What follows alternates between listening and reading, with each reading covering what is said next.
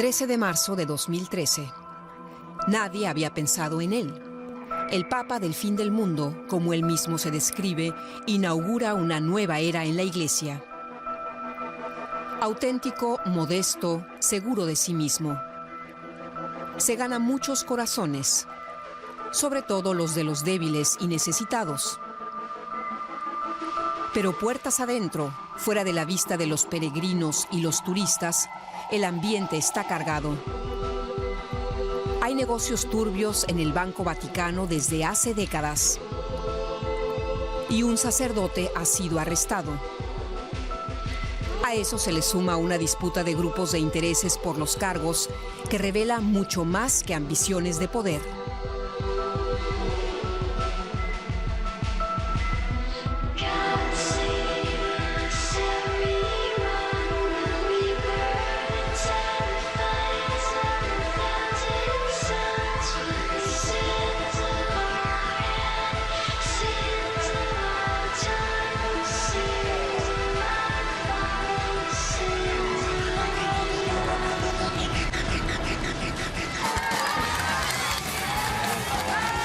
Por último, lo describen como una estrella del pop. Pero casi nadie en la multitud eufórica percibe cuán difícil es la herencia que ha recibido el Papa Francisco. Poco después de su elección, quedó claro que el pontífice de 76 años traería nuevos vientos al estado eclesiástico y que renunciaría a los privilegios papales. Él purifica el lenguaje simbólico, deja cosas de lado que hoy no comunican. ¿Por qué el Papa usa zapatos rojos? Hoy en día ya nadie lo entiende. Él no predica desde el trono, sino como un sacerdote común. Y eso obviamente ha impresionado mucho a las personas. Tiene un lenguaje muy directo para las personas. Habla como un sacerdote de pueblo, como un pastor, y de ese modo llega a la gente de una manera muy especial. Formula las cosas de un modo sencillo e hizo a la Iglesia atractiva. Quiere inspirar felicidad en el culto dentro de la Iglesia. Viene de la actividad apostólica de un mundo en el que existe un fuerte contraste entre ricos y pobres. Una declaración que se repite siempre. La Iglesia debe ir a la periferia. Eso no se refiere únicamente a la periferia geográfica, al tercer mundo, sino también a la periferia de la vida, del sufrimiento y de las situaciones difíciles de las personas. Por ejemplo, en la isla de Lampedusa, en el extremo sur de Italia. Aquí llegan cada año decenas de miles de indocumentados de África en balsas repletas que a punto están de naufragar. Nadie sabe cuántos mueren en la travesía. Y justo aquí se dirige Francisco en su primer viaje. Encuentra sobrevivientes y pregunta sobre sus destinos. Con sus llamados humanitarios, pone el dedo en la llaga y critica el desinterés de la cultura occidental.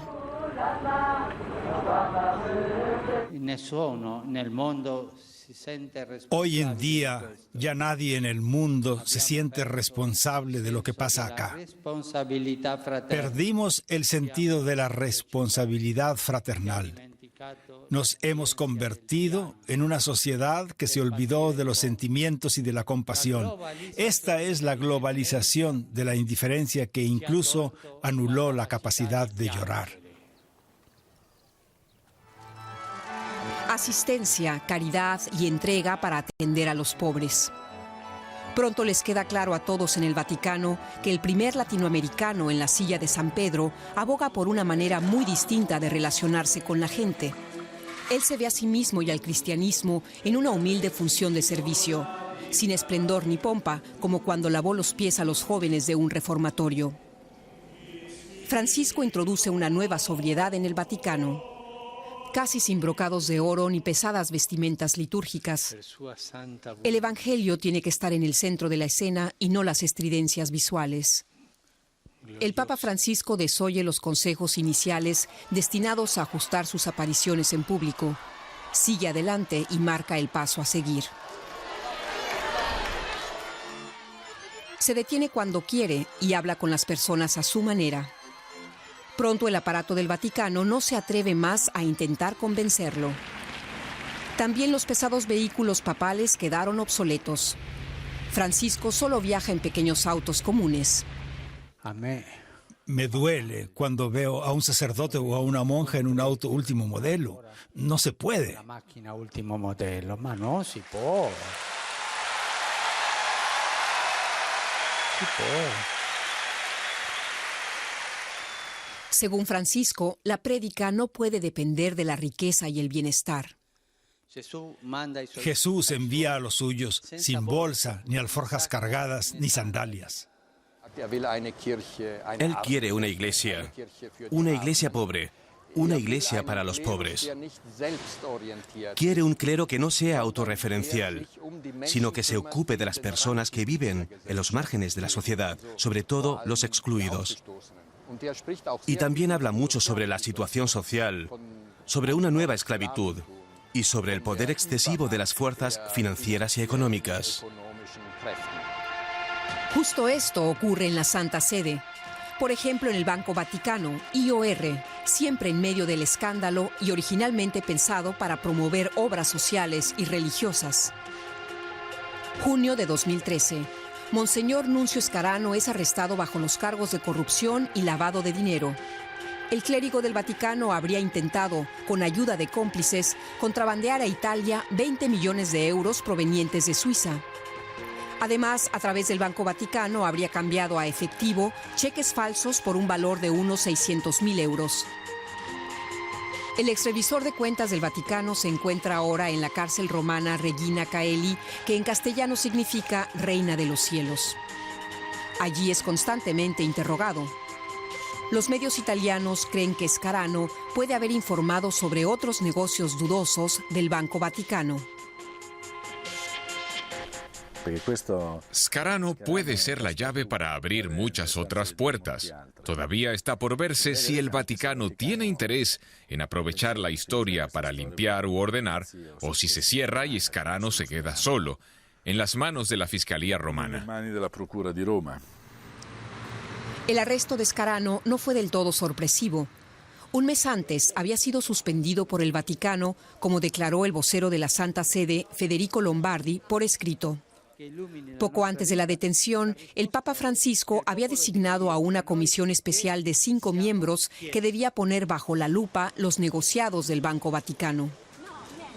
Entre los inspectores hay una profesora de Harvard. Al parecer, esta comisión trabaja rápido y con fundamento. Muy poco después de su inicio, fueron despedidos los 2 directores del banco, Paolo Cipriani y Massimo Tulli. Ernst von Freyberg, el presidente, es decir, el jefe de los 2 directores, quería que los asuntos se aclarasen rápido y les pidió que presentaran su renuncia en virtud de las investigaciones que se están llevando a cabo. Y así lo hicieron. Consultado sobre los eventuales nexos entre el arresto de Scarano y la renuncia de los 2 directores, el presidente de la Junta de Supervisión del Banco Vaticano, el alemán Ernst von Freyberg, respondió que el IOR desplegó una gran batería de medidas para llevar su modelo de negocios a los estándares internacionales contra el lavado de dinero y logró muchas mejoras. Sin embargo, desde la visión actual está claro que necesita un nuevo liderazgo. Él quiere implementar la política de tolerancia cero para esclarecer lo ocurrido en el Banco Vaticano. Es evidente que va a ser implementada y no solo entre los clientes, sino también entre los empleados del banco. El caso Scarano puso en evidencia lo difícil que es revelar la responsabilidad y el comportamiento equivocado de quien realiza transferencias de dinero dudosas. Monseñor Scarano no vivía en el Vaticano, sino en un edificio de la Vía della Scrofa en el centro de Roma. La casa es propiedad de la Iglesia y no pertenece a Italia, porque la Iglesia disfruta del llamado estatus de extraterritorialidad. Según los detalles que fueron revelados a la opinión pública, Scarano tuvo allí, por lo menos transitoriamente, dinero de origen poco claro. El diario italiano Il Fatto Quotidiano publicó la transcripción de un llamado telefónico entre el monseñor y el jefe de los gendarmes del Vaticano, Domenico Gianni. Scarano responde de una manera directa a las preguntas amables y cuidadosas del policía. Aquí hay que prestar mucha atención. Monseñor, usted sabe que hay que ser muy cuidadoso. ¿Le dio usted el dinero a él en Italia o aquí?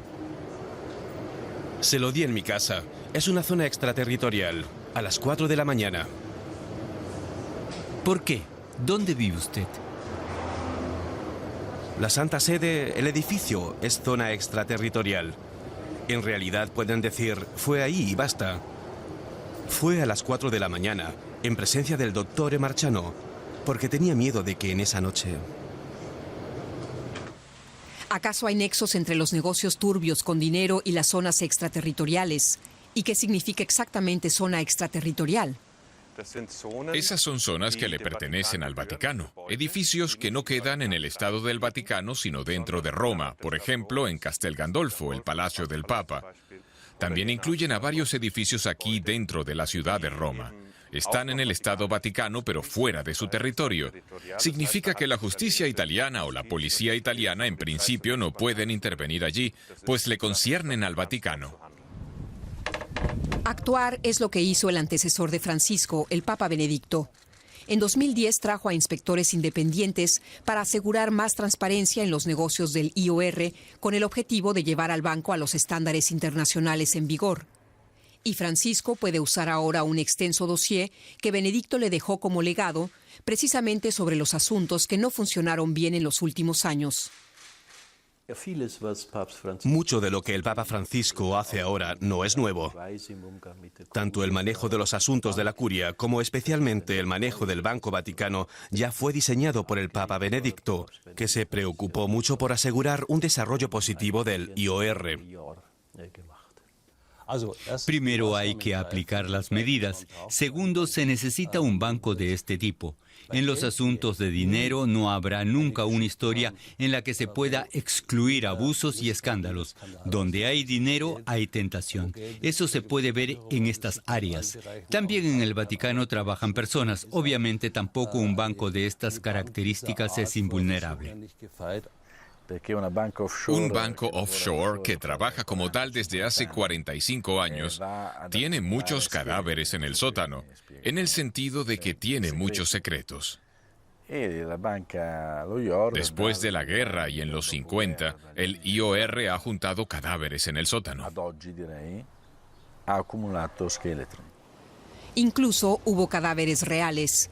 En los años 80, la misteriosa y violenta muerte del banquero Roberto Calvi, que fue encontrado colgado debajo de un puente de Londres. La muerte fue vinculada con la bancarrota del Banco Ambrosiano, un banco milanés sospechado de estrechas conexiones con la mafia y con el Banco Vaticano. El entonces director del IOR era el cardenal Marcinkus, que poco después fue buscado por las autoridades italianas bajo orden de arresto. A lo largo de muchas décadas, el IOR pudo lavar dinero por tratarse de un banco offshore. En los 70 y los 80 lo hizo para la mafia. Era dinero de sobornos. También hay intereses de la administración del Vaticano. Aquí son asignados grandes negocios. Y donde fluye dinero en cantidad suficiente, el peligro de corrupción y de sobornos está a la orden del día. Benedicto conocía el problema. Como prefecto de la Congregación de la Fe lo confrontó durante 25 años. Inmediatamente terminó con esta costumbre de dar bajo la mesa a los prelados o a los obispos un sobre con dinero, lo que en Italia era una práctica común. Pero luego esta práctica dejó de existir. Todo tuvo que ser protocolizado y entregado con exactitud. Él no miró para otro lado. Para sus antecesores no era un asunto tan importante. En cambio, él tenía otras prioridades y la corrupción es un mal mundial. Al respecto hay que decir que los escándalos que aparecen en general vinculados a la entidad bancaria y a las irregularidades en la administración tienen algo en común. Revelan que aquí ya existen estructuras que no funcionan bien y que necesitan una reforma urgente. Muchos temblaron en los últimos 2 años cuando el Papa Benedicto dijo en el año 2010 que quería transparencia total. Entonces ya había conferido poderes muy amplios a una nueva instancia, una autoridad para la información financiera. Y esa nueva autoridad, esa nueva administración, tenía competencias para controlar todo el movimiento de dinero en el Vaticano. Pero un año más tarde, el secretario de Estado Bertone la frenó con un nuevo decreto. Redujo estos plenos poderes y dijo que había que solicitar un permiso de la Secretaría de Estado. Se trata del cardenal y secretario de Estado Tarcisio Bertone, el número 2 en el Vaticano. Él fue responsabilizado de muchos sucesos irregulares de los últimos años, también dentro del Vaticano. Es muy probable que sus ínfulas hayan contribuido.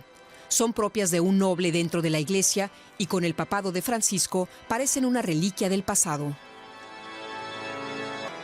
No es casualidad que una de las más grandes dificultades de Benedicto haya sido que tenía al secretario de Estado Bertone, que no es ningún diplomático. El Papa Ratzinger tuvo un mandato fuerte desde el punto de vista intelectual. Era un hombre muy ilustrado.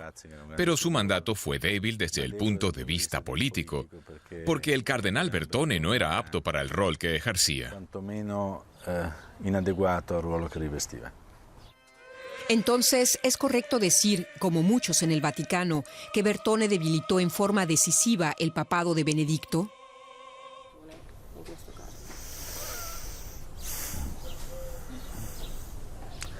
De todas las personas elegidas por Ratzinger para ordenar el Vaticano puertas adentro, Bertone fue el acusado. Se lo responsabilizó de complotar, de remover personas que Ratzinger había elegido para poner las cosas en orden. Hablo del Monseñor Carlos María Vigano, el secretario general del Consejo de Gobernación. Hablo de Ettore Tedeschi, el presidente del IOR, y hay una larga lista. Al parecer, todos culpan a Bertone de ser aquel que bloqueó el camino de los cambios. Él siempre lo desmintió y siempre reaccionó indignado, pero yo no tomaría un café con Bertone, ni siquiera un vaso de agua. Tuvimos un fantástico secretario de Estado como Casaroli. Después tuvimos dos que, en mi opinión, no fueron especialmente buenos, Sodano y Bertone, que si usted me pregunta fue un verdadero desastre. Además, fue la paradoja de un secretario de Estado que en lugar de defender al Papa tuvo que ser defendido él por el Santo Padre, por Benedicto XVI. Juegos de poder y también negligencia entre los cardenales. El Papa Francisco quiere evitar que todo esto siga oculto. Se muestra amable, pero también muy distanciado de algunos de los que aún son poderosos en el Vaticano, mientras saca conclusiones. Él escucha a todos y decide solo, y tomó algunas decisiones sin el conocimiento del secretario de Estado. Él eludió al secretario de Estado. Este es un signo fuerte e inequívoco.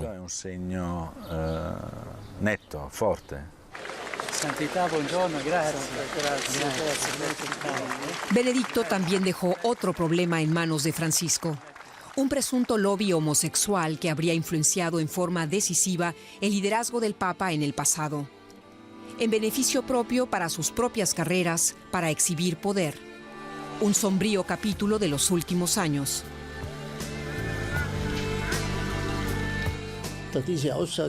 Esta declaración nunca fue desmentida.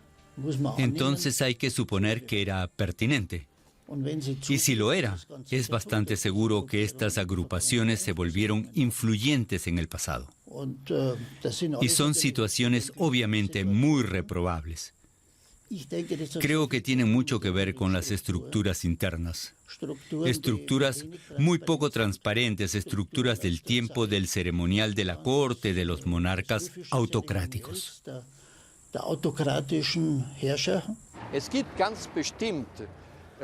Seguramente hay círculos gays que mantienen una vida muy desordenada y que celebran orgías. Pero también hacen lo mismo los círculos heterosexuales en el Vaticano. También hay muchos homosexuales que llevan una vida muy tranquila y retraída en el Vaticano. Y también hay ciertos conocidos monseñores homosexuales asociados a lobbies en el Vaticano, a grupos de poder, en los que están juntos homosexuales y heterosexuales que mantienen o no el celibato.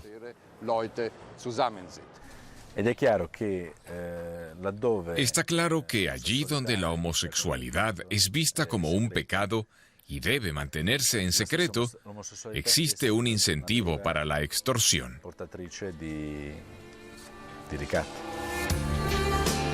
Tal vez por eso es también tan difícil de percibir la escena homosexual en torno al Vaticano. El riesgo de desenmascaramientos y de denuncias es aquí especialmente grande. Despidos y transferencias serían probablemente las consecuencias. A su regreso del Día de la Juventud en Río, el Papa Francisco dejó en claro ante los periodistas que los homosexuales no deben ser discriminados según la convicción cristiana. Se escribe mucho sobre el lobby gay, pero todavía no encontré a ninguno que me dé su documento personal del Vaticano con la palabra gay escrito en él. Se dice que hay algunos. Y creo que cuando uno se encuentra con una persona así, se debe diferenciar si es gay o pertenece a un lobby. Una persona così debe distinguere il fatto di essere una persona gay del fatto di fare una lobby. Porque los lobbies en sí mismos no son buenos. Eso es lo malo. Si alguien es gay, busca a Dios y tiene buenas intenciones, ¿quién soy yo para juzgarlo? Cerca al Signore e ha buona volontà, ma chi sono io per giudicarla? Pero Francisco sí emitió su veredicto sobre otros asuntos. Por ejemplo, en contra de mudarse al Palacio Apostólico, desde hace siglos el domicilio de casi todos los papas anteriores. Aquí no quiere vivir bajo ningún concepto. Ya en la llamada toma de posesión de la vivienda papal poco después de su elección, se pudo ver claramente que las amplias y ostentosas viviendas tradicionales no le gustan para nada. Más tarde explicó por qué ante un grupo de jóvenes. No me farebbe male, no me farebbe bene, ¿no? Tengo la necesidad de vivir entre la gente. Si viviera solo, tal vez un poco aislado, no me haría muy bien. Un profesor me preguntó ya por qué no vivo en el Palacio Apostólico y le dije, por motivos psiquiátricos. Tiene que ver con mi personalidad. No puedo vivir solo. Y por eso Francisco es el primer papa que prefiere vivir en la casa de huéspedes junto a la sala de audiencias del Vaticano, en el cuarto 201 de la llamada Casa Santa Marta, a una pared de distancia de otros huéspedes y visitantes. Así corre seguramente menos peligro de sufrir el destino de muchos de sus antecesores en el Palacio Apostólico. Los últimos papas siempre se arriesgaron a quedar aislados de los juegos de poder y de los abusos. Vivían desconectados, en una especie de cuarentena que obviamente protegía, pero también aislaba. El peligro en este sentido es momificar a la persona y también a sus intenciones. El papa queda aislado. Ratzinger era un papa que estaba solo y que también fue dejado solo, sobre todo en los últimos 2 años de su papado. Bergoglio lo entendió y por eso vive en Santa Marta.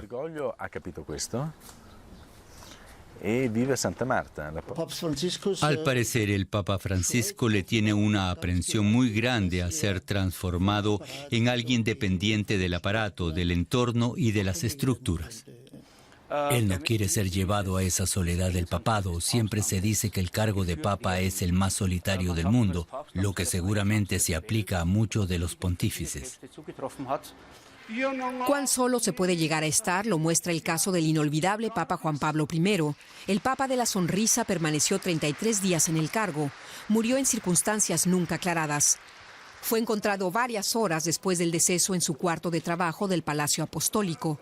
A partir de ese momento, el Vaticano hizo todo lo posible por ocultar las circunstancias exactas de su deceso. Lo más embarazoso fue que relativamente rápido después del deceso, Las yemas de los dedos del Papa se volvieron completamente negras. Fue un proceso que se produjo muy rápido, y eso obviamente dio lugar a rumores de que había sido envenenado.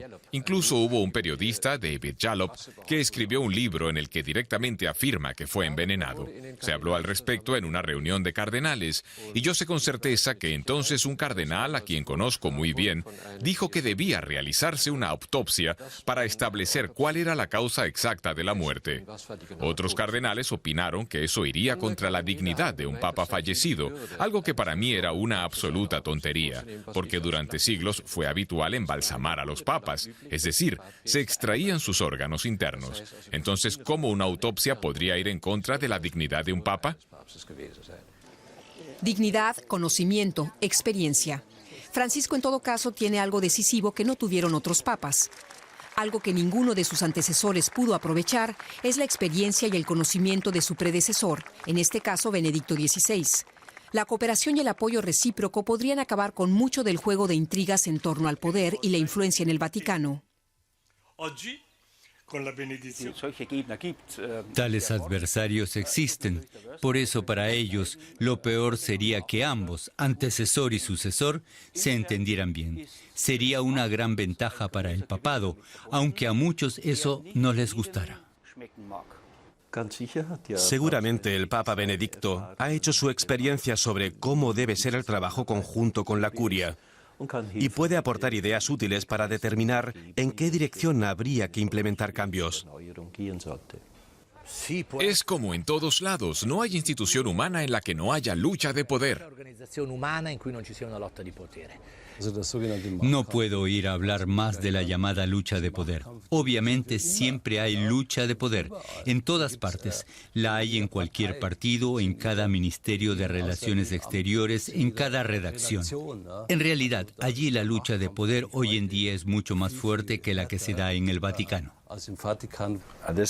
Es difícil decir quién tiene el poder ahora y quién no. Es un poco como ese juego de los chicos. Hay 11 niños y 10 sillas. Todos corren alrededor y al final uno sobra. Digámoslo así. El Papa Bergoglio quiere sacar unas cuantas sillas, porque si fuera por él, alcanzaría con banquitos. No tiene por qué haber sillas, ni tampoco sillones. Nosotros sabemos que hay muchas fuerzas favorables a las reformas en la Iglesia Católica, pero también hay muchas fuerzas que siempre frenan, que son muy conservadoras y prejuiciosas porque le temen a lo moderno. Las relaciones internas y la conformación de fracciones en la curia constituyen un mundo en sí mismo, por no decir una jungla, y sobre eso no quiero especular. Obviamente los cambios producen tensiones, pero eso ocurrió siempre en la historia de la Iglesia. Su camino fue siempre un enfrentamiento entre la tradición, la conservación, la renovación y el cambio. Para mí eso marca la presencia del Espíritu Santo.